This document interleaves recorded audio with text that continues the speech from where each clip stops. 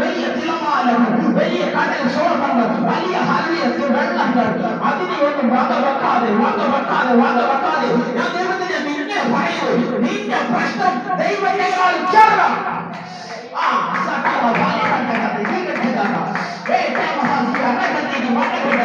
നിന്റെ പ്രശ്നം ദൈവത്തെക്കാളും ചെറുതാണ്. ഈ ശത്രു പ്രശ്നത്തെ വലുതായി കാണും, ദൈവത്തെ ചെറുതായി കാണിച്ച നിന്റെ ഉള്ളിൽ വേദന വരുമ്പോൾ അതിനെ നീ പൊളിക്കണം. ശത്രുവായി ദൈവം ചെറുത്, നിന്റെ പ്രശ്നം വലുത്. എന്നാൽ നീ ആത്മാവിൽ പറയണം, പ്രശ്നം ചെറുത്, എന്റെ ദൈവം വലിയവൻ.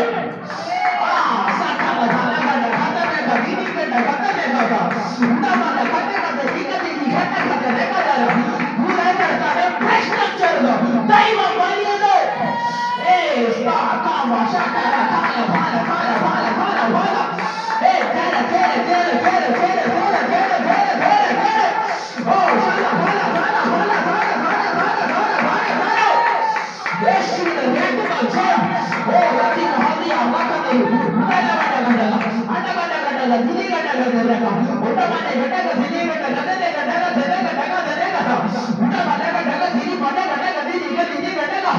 യേശുവിന്റെ നാമത്തിൽ ചില പ്രതികൂലങ്ങൾ ദൈവം മാറ്റും.